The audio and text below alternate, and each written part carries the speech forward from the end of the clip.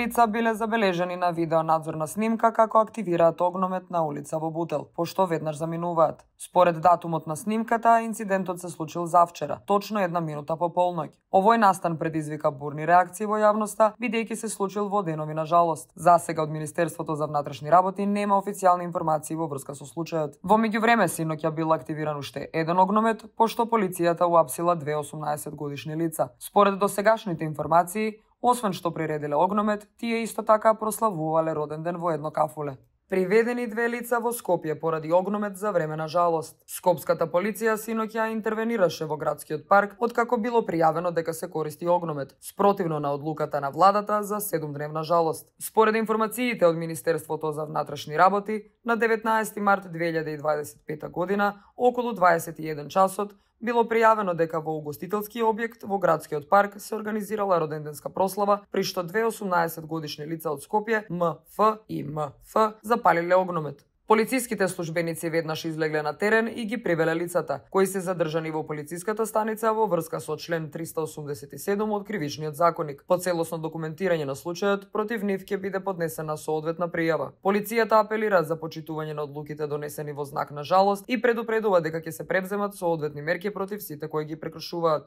Во овој тежок период на жалост, кога болката од трагичната загуба на 59 животи е неизмерна, жителите на Кочани упатија апел до медиумите да известуваат со одговорност и професионалност. Семејствата на починатите бараат да се почитува нивната приватност, нагласувајќи дека загубата на младите животи е длабоко трагична и трогателна. Тие потенцираат дека светлата на камерите не треба да сведочат за нивната болка и тага, туку дека треба да им се овозможи достоинствено збогување со нивните најблиски. Истрагата за катастрофалниот пожар во дискотеката Пулс во Кочани, кој одзеде десетици животи, продолжува со несмален интензитет. Надлежните органи работат на утврдување на точните причини за несреќата, како и на можната одговорност на инволвираните страни. Според извори блиски до истрагата, се анализираат сите собрани докази, вклучувајќи ги снимките од безбедносните камери, изјавите на сведоците и експертските проценки за пожарната безбедност на објектот. Инспекторите ја разгледуваат и законската регулатива во однос на функционирањето на локалот, како и тоа дали биле почитувани сите безбедносни стандарди.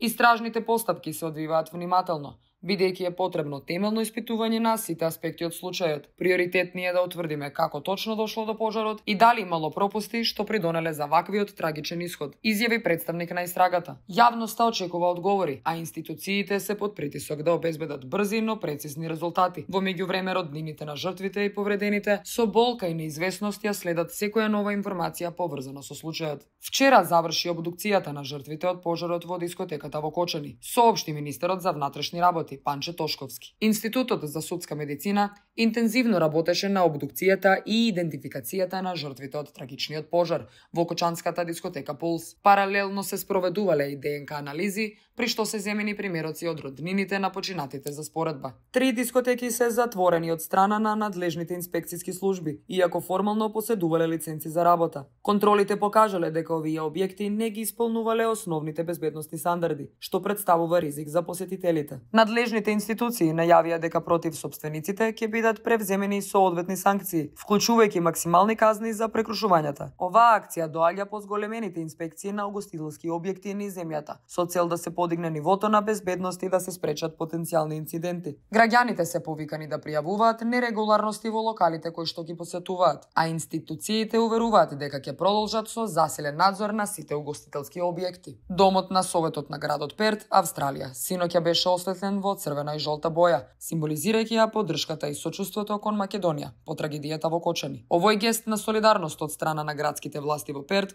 е доказ за блиските врски помеѓу македонската заедница во Австралија и нивната татковина. Фотографии од осветлената зграда брзо се проширија на социјалните мрежи, а многумина изразија благодарност за овој чин на поддршка. Македонската заедница во Австралија веќе организира бројни хуманитарни акции за помош на настраданите и нивните семејства.